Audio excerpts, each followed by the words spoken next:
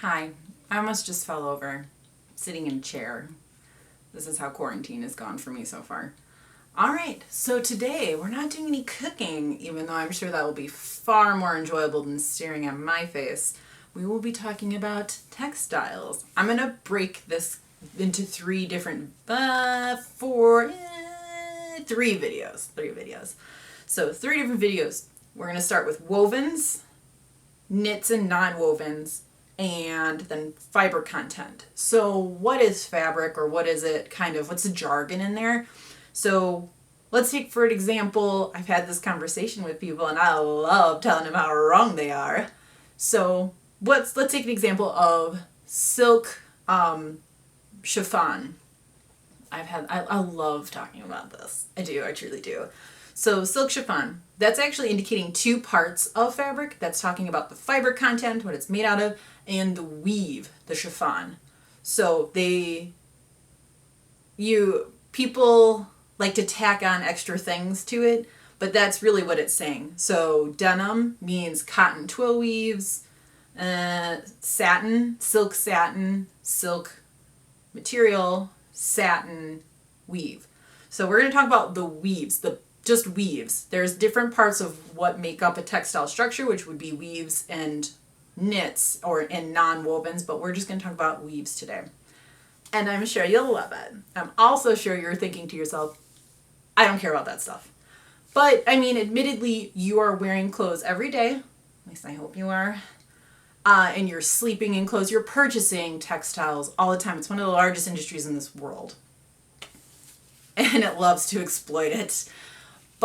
So it's kind of important to know what it is you're buying, for what purpose, and are you really just kind of wasting your money with it? Because trust, I have wasted my money with a great many things I knew nothing about. At least I hope this gives you, if you are either a sewer and you're starting and you don't know these things, that helps. Or if you're a consumer and you're like, just get a little bit smarter with the buying stuff.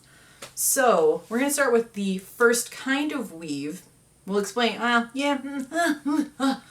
So weaves are not much stretch, mostly structure. We'll start with the first kind, the most basic kind, which is a plain weave. Plain weaves they run the gambit from quilting fabrics. Most commonly, I think you would see a plain, simple weave. Muslin fabrics. Most linens are, just because this textile, the fiber itself is kind of weird. Yeah, that's what I have right here. So what is a plain weave? Let's back up. So we'll break down kind of the anatomy of fabric. So here is a piece of fabric.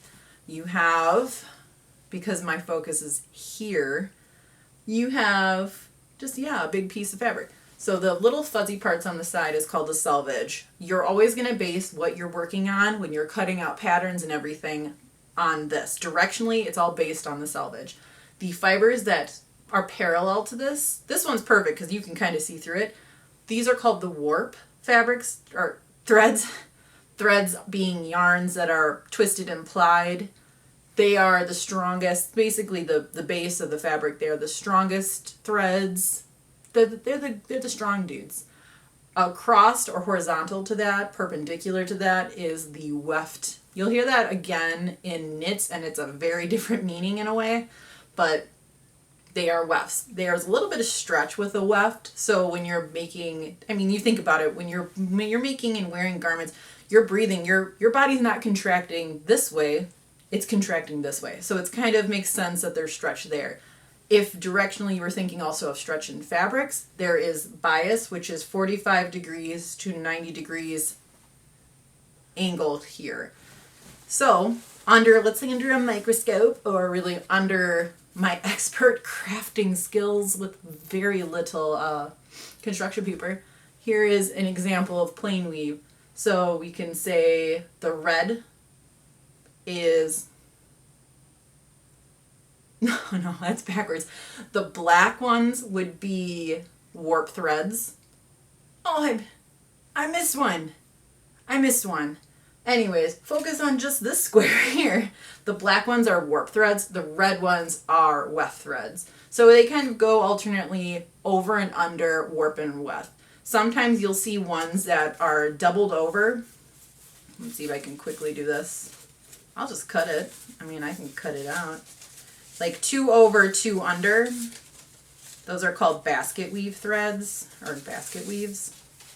And they're more novelty. They really aren't for much of anything. I personally don't like using basket weaves. I feel like basket weaves are prone to getting caught on stuff because that creates what's called a float. And floats, while great in a parade, are not necessarily always the best. So this would be like a basket weave is what I can do with this little amount. Anything that goes over an extended amount over another thread, whether it be a warp or a weft, is called a float. So this little guy right here and this little guy, and I did that wrong. Whatever. Those are floats. So that is plain weaves and variations of plain weaves. What would you use a plain weave for? T-shirts, bed sheets usually are going to be a plain weave. It's probably the most common weave you're going to see. Quilting fabrics. It's easy to wear, depending on the fiber content, doesn't wrinkle, it's pretty durable, but you'll see mostly plain weaves. They're everywhere.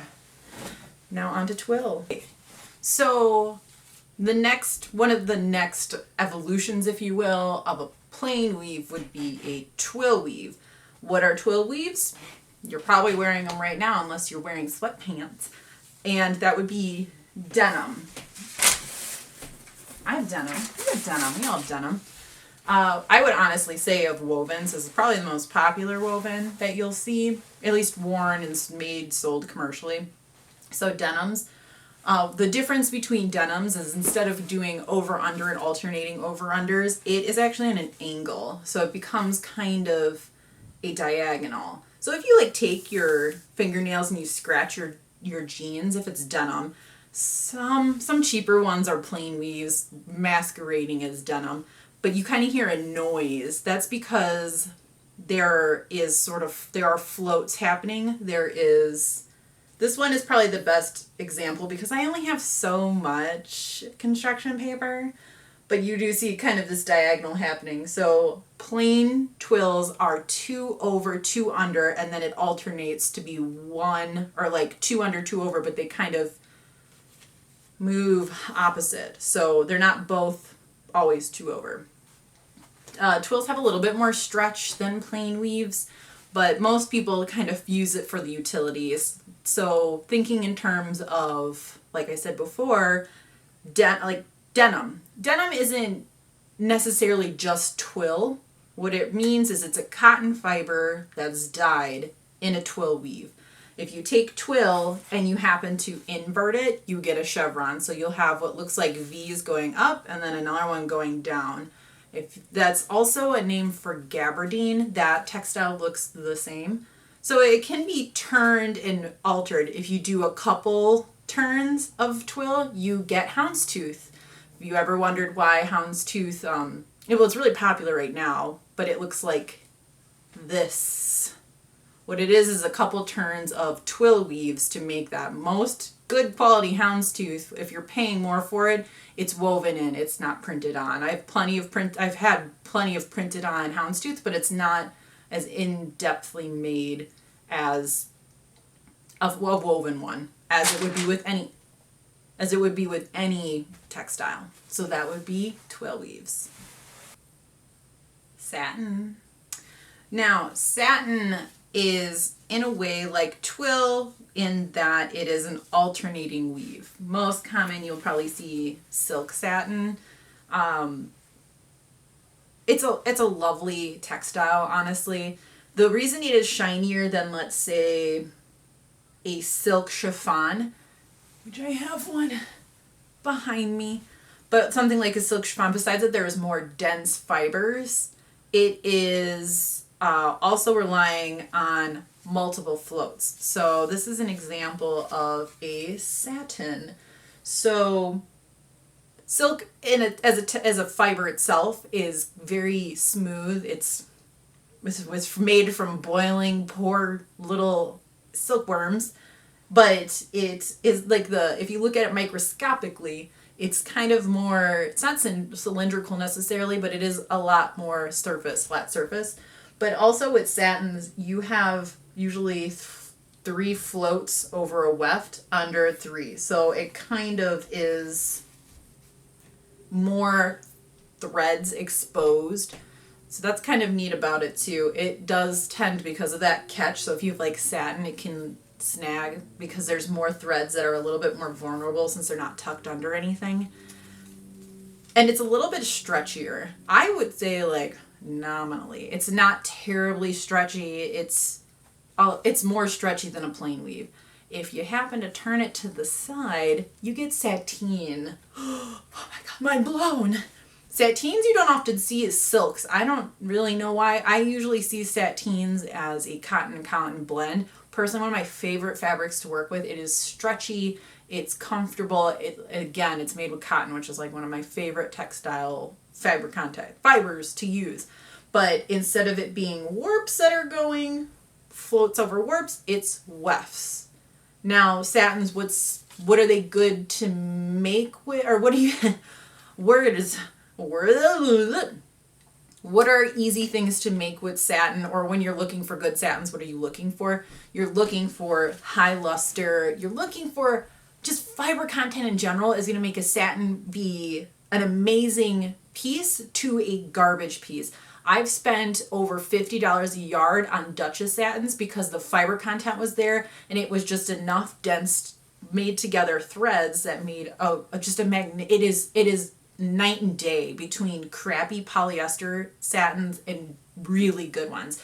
Trust me, go through, like if you ever can get your hands on a really nice piece of satin, touch it, then go to Joann Fabrics and touch their Casa satins. It is like dog vomit and like Buffalo Wild Wings, like completely different things, different experiences.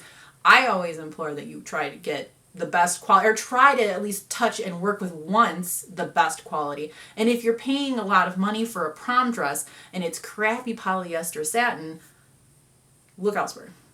Find somebody else to make that. Find someone to make it for you. Support local artisans. It will make everything better. It makes for a better experience. You feel better. You look a lot more bomb than what you're getting at Deb's. Please. So those are pretty much the basic weaves. Now, there are some other kinds of weaves that are more... Oh my gosh, my fabric is gone. Okay. It's not. So my mother-in-law gave me this. So other kinds of novelty weaves there are brocades, which I guess my pillows are brocades. Jacquards, kind of similar. So they have, the way they're woven includes weaves on the side. So they're woven on both sides. Kind of cool. This is a sort of polyester one. But it's usually 3 different threads woven, with them being selective at what come up on the top. I'm burping. Had dinner. But those are kind of more novelty. They're way more expensive because it's more technique to do it. I mean, like the mass-produced ones are not, but like really good quality cards are going to be monumentally more money. Same with laces. It's just a lot more work to get those threads to show. It's worth it though. It's really cool. You have a lot of times, if you're getting handmade ones, one-of-a-kind pieces. And that's cool, right? I think it's cool. If you don't think that's cool, I'm sorry. There really are so many different textiles out there, but I'm hoping that you kind of are more cognizant of it when you're purchasing stuff and what it is that you're purchasing. Another, I guess, kind of different style of, that is a woven. So another thing that can be done with threads. So I'm going to talk about, I'm going to get on my pedestal, I'm going to get off my pedestal, and then I'm going to reach for this other fabric that I totally wanted to ignore because I don't know why. That would be piled fabrics. Now any weave really can be piled, and that would be something like this. This is flannel. Now flannel has an extra thread. Well, piled ones you think of velvet or velveteen or velour. Velvet woven, velour knits. I don't have either. Actually, I do have samples of velour in my car. I'll bring it for the knit video. But what these tend to do is they have an extra thread that loops up, so it becomes a pile. This one is more about fuzziness of the fiber content. But think of velvet, where it has that extra thread that comes up and you feel it, it's nice and plush. Those are piles, so it's an extra thread coming up. But velvets, knits, velours, whoa, no, oh my God, velvet, woven, velour, knit.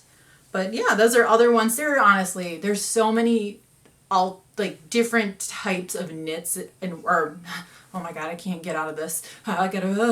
There's so many different kinds of wovens. Really, it's worth trying any that you just experiment. When you're sewing something, you're not usually going to do anything so wrong that it just ruins it's not like you're going to sew something and suddenly your machine explodes, sending shrapnel in your face. It's okay to try textiles. In fact, I highly recommend it. Order samples, do anything to kind of explore, beyond that. And same with if you're not a sewer and you're a consumer and you're kind of more trying to be more aware of what it is you're buying, be aware of what it is you're buying. Don't buy stuff that is literally just going to last you 3 washes and you're going to throw away. And you're going to be able to tell that by the very low price point on it. So try to do a little bit better for your family, do a little bit better for your pocketbook, because you buying stuff over and over is not exactly going to be sustainable in the end, because you're going to just be buying stuff and spending more money than just spending money on quality.